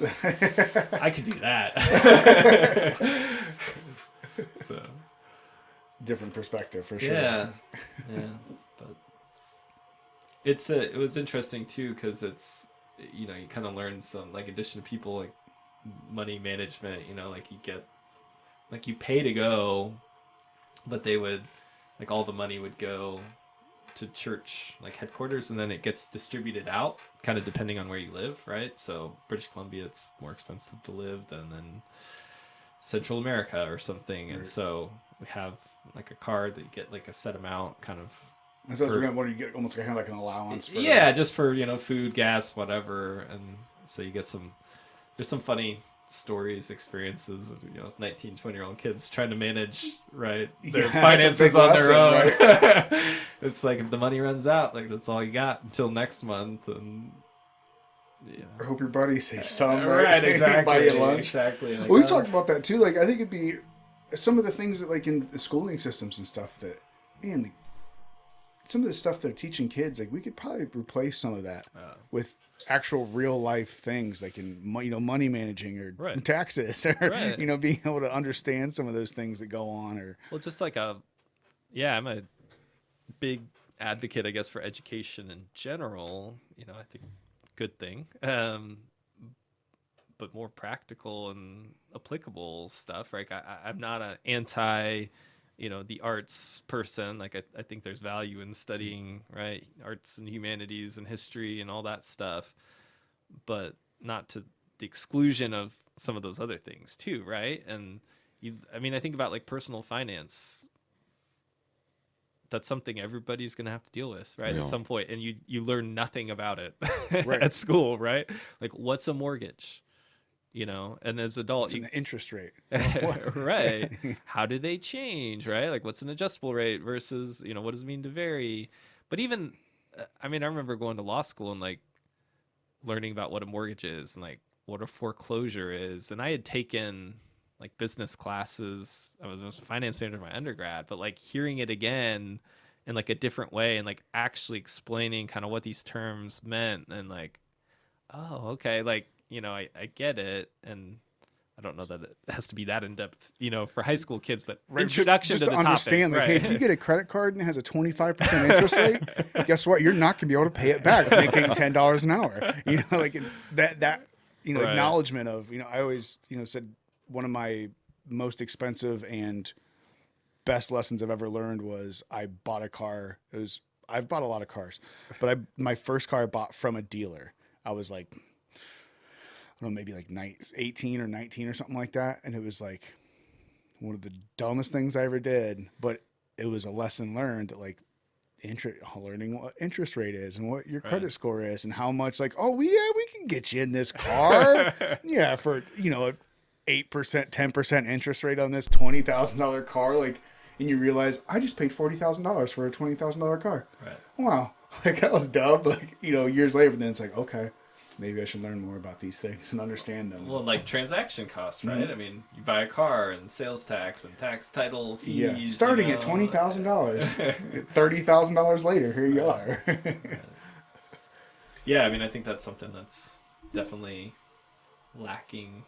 Is that general awareness of those principles, and you see kind of the unfortunate fruits of it, right, and play out in people's lives. And I don't think everybody's going to become an expert, but if you have some, hey, here's some general watch outs, right? Like, do you think that's created like intentionally?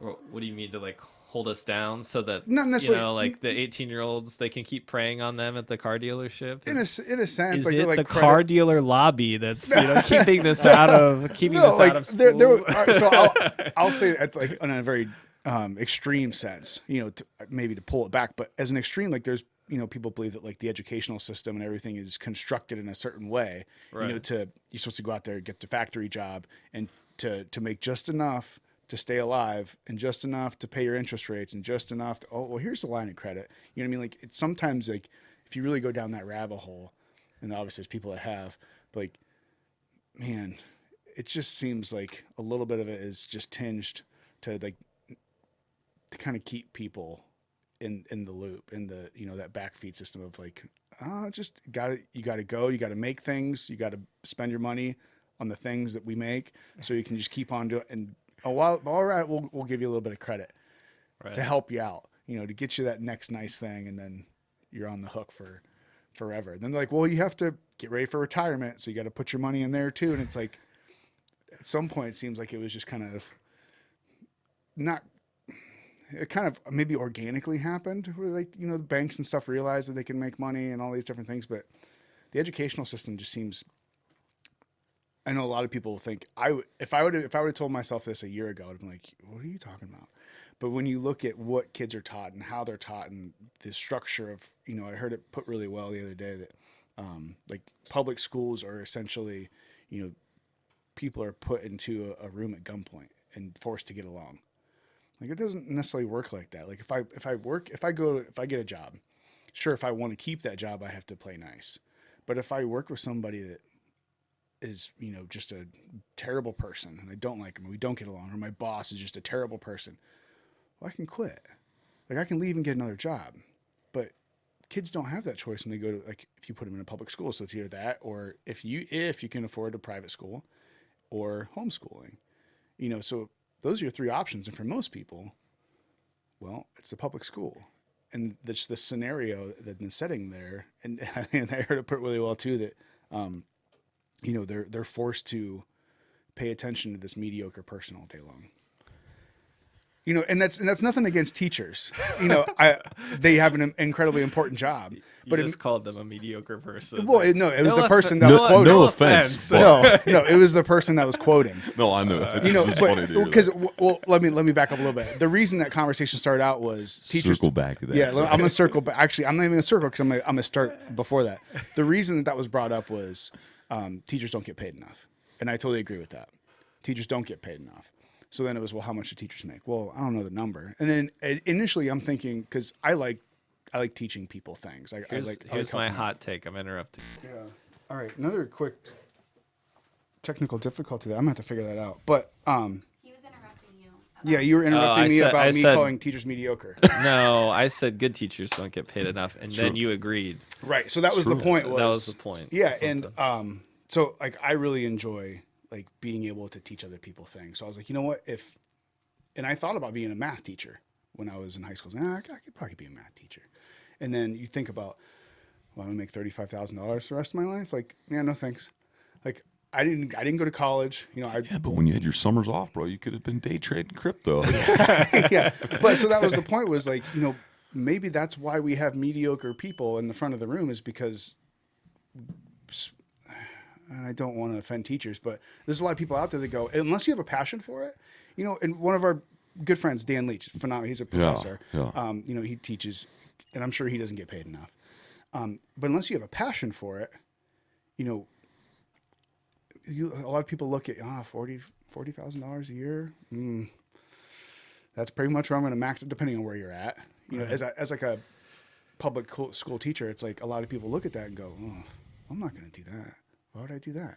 You know, I can go make money doing something. If you're out there just to make money, obviously there's teachers out there that love teaching and that are phenomenal teachers, but it's hard to get people interested in any career, whatever it might be. You know, they go, well, that's not enough money to do that. Like, I'll go find a job I hate doing, making a bunch of money. Right. Yeah, I mean, I think the hard thing with the teachers. So my dad was an elementary school principal. My mom was a teacher. My grandma was a teacher. Like, I have a lot of public school teachers. Like, all the respect in the world for them. It's just, it's hard, and it could go way down the rabbit hole on, you know, teacher compensation. But, you know, just the incentives, right, of when you have kind of negotiated contracts and structure and salary, it's, you know, you don't have the upside potential, right? That I'm going to go and I'm going to be the greatest teacher ever, and I'm going to crush it, and I'm going to make $200,000 a year. It's like, that's not really on the table, right? Right. And so that's the challenge, I think. And I agree 100% that, you know, there's some really great teachers who aren't compensated well enough, but then it's hard that, you know, others who probably aren't as great, you know, and it's just it's kind of a broad brush, right? It is. The teachers and Yeah. it's a complicated thing, and it's hard, but, you know, I think that's the challenge for me, just that conversation though, when people talk about just teachers don't get paid enough. You know, it's like saying anything like lawyers don't get paid enough or whatever. It's like, well, I don't know yeah. anyone saying that. Oh, maybe that's just my circles. Like, Said no one ever. Yeah. that's my echo chamber, right? His dad used to. He was around in the days when he could still paddle kids. That is true. He started in Worcester Township. whatever I don't know when he started, late 70s or early 80s, something like that. But Yeah, no, I think it all goes back to the construct of how our society's built. I'm a believer, kind of like bringing Naval Ravikant back into it, where he says he kind of, and I kind of fall in line with his believings here, is, you know, I think a structure of everyone getting paid like a contractor would be, obviously there's pitfalls in that, but in any job, you know, particularly when you have jobs that have like equals. So like take teachers for an example. If all these teachers are teaching the same age kids and doing the same job, well, if one person's better at the job than, you know, the other people, well, they shouldn't get paid the same. You know, if you have a job that I think it's like you should be given here's what we need you to do. Here's your job. These are the descriptions, what we need. This is the product that we need. This is what we're going to pay you for that product.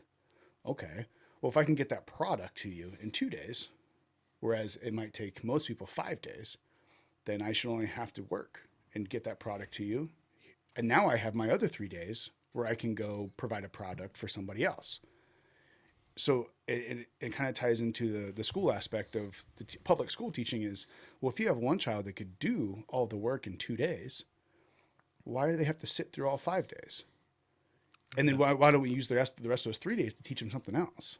Because there are kids that they're excelled. You know, there's a lot of times you hear a bunch of stories that, well, this kid was a problem child. Well, why was he a problem child at school? Because he was bored. Because it's a society of convergence, going Right. back to what we always say. Yeah. Or like, you know, the kid, or she gets her math done and she's so good at it, she's bored, so she messes around and gets yelled at and doesn't do whatever and gets in trouble because, well, they're bored. So let's give them something to do. If they can get that product in 2 days, let's figure out how to be productive with the other 3 days, instead of just saying, well, here's your 40-hour work week, or here's your 5 days of school you have to go through. You have to sit through the same thing. You have to do everything like everyone else does. Here's your ADHD diagnosis. Yeah, you don't have ADHD. You're just bored.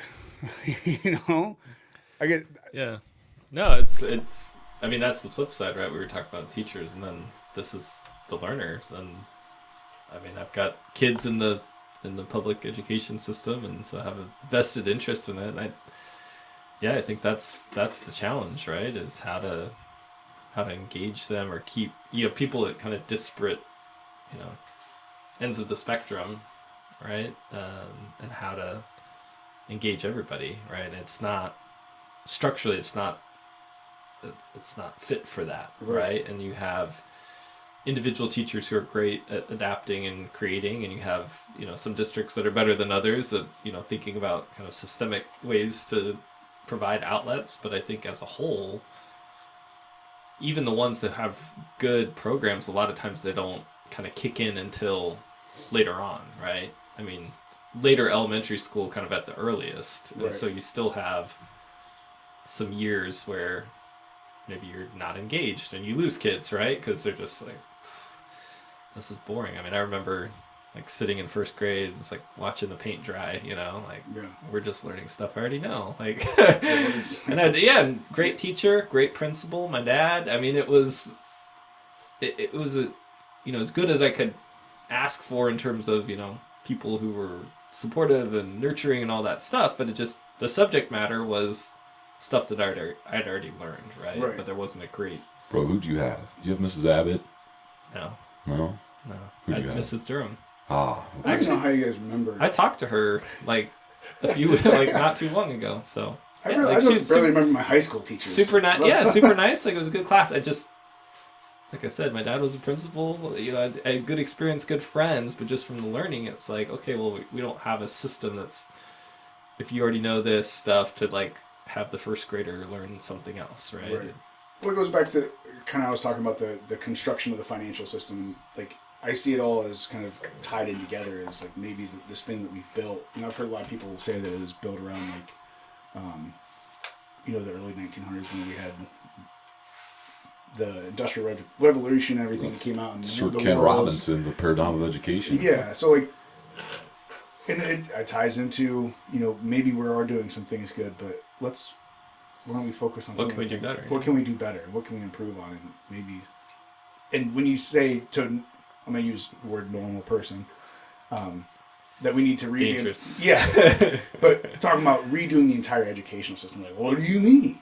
Like, what are you talking about? Redo the entire educational system. That's just such a foreign thing to a lot of people.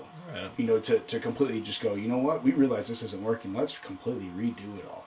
Like, that would be massively difficult to do, even if we could ever do it. But how do you because I can assume that having 6 kids, like, you probably get a different array of learning capabilities and speeds and ways, and No, they're all above average. Well, No, I'm just kidding. I'm not saying they're not above average, but like just the ways people learn. That was the Lake Wobegon. Is that the Garrison Keeler where all the children are above average or something like that? I don't know like an that. NPR. Never mind. That was a joke. Or all the children are above average. That's...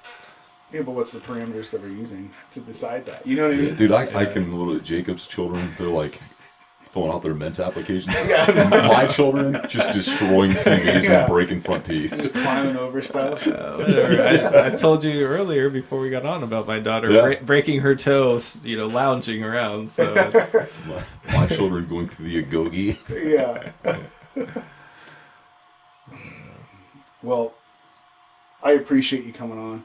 It's as every single time it's like we have these conversations where even if a person has a particular story that like we're kind of focused on, like there's always just like another eye opener. And it's I think like you mentioned it when the more you see of the world, like the more like you want to see of it. Right. So, And this goes going back to what you said that I always say about the less you judge people, and usually those people that travel more, kind of more open. Yeah, well, and I guess we're wrapping up, parting thought, and just kind of been eye opening to me, and maybe it's, I don't know, the democratization, is that the word, of sounds good. travel. You used to have to, like, if I wanted to go to Europe, you go to like a travel agent or you go to AAA. Like, you had to rely on somebody else to plan it for you, right? But now I can get online and like look for my own flights and book my own Airbnb or hotel or whatever. And I think for me, just one of the things that's been eye opening too is that it's not, it's not as prohibitively expensive, I think, as people think, right? Like, I tell people how much I spend to like go to Italy, and they're like, "Oh, I spent twice that to go to Disney World," right? And it's like, well, yeah, I mean, I look for, get on Google Flights and look for cheap flights, and I use credit card rewards, and I, shop this around, and I look at different dates, and I somebody want to travel with us so we can, we went with my brother and his wife so we can split some of those costs and stuff. So again, whether it's international or just even locally, I think, I hope that kind of those perceptions are changing. I grew up with like, oh, well, only if you're super rich can you do, get on a plane and fly somewhere. It's like, just look. It's not as expensive as you think. Kind of get creative. When we went to Italy, we drove to New York and flew out of Newark, and our flight was $250 round trip. This was like 2 years ago, from Newark to Rome. Yeah, you spend more in gas just to drive. Yeah. Right. Yeah, but it's like, people are like shocked, right? They just think, oh, it's going to be over $1,000 a ticket. So anyway, to that point, it's I think it's just, that's been eye opening for me too, is, just kind of look, right? If you want to, if you don't want to travel, don't travel, right? Like, you can still, be open minded, but I don't think the barriers are as big as they once were to go and see stuff. So, And even here, even the communication piece, because I know one of the biggest things that's, I've said it, Tony got me started listening to Rogan, a podcast. And to me, it wasn't him. It was all the guests that he had on. It was, he's talking to people from here and all over the place. And, we've had the chance to talk to,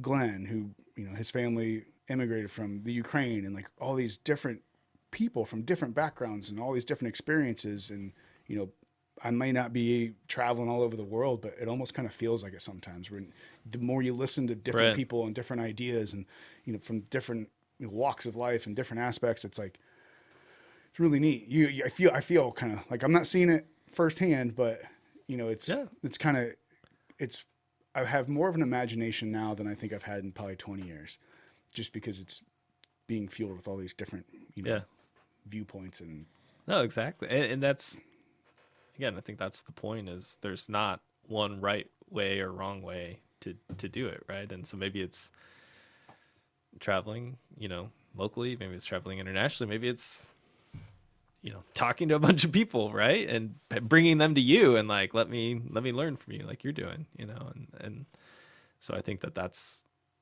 that's important for me, is that, again, to that underlying theme of there's not necessarily a right way or wrong way, right? And I don't want people to think that I talk to or interact with, like, just because that's the way I've had that's the way I've chosen to do it, and like the benefits I've seen is that that's the only way, right?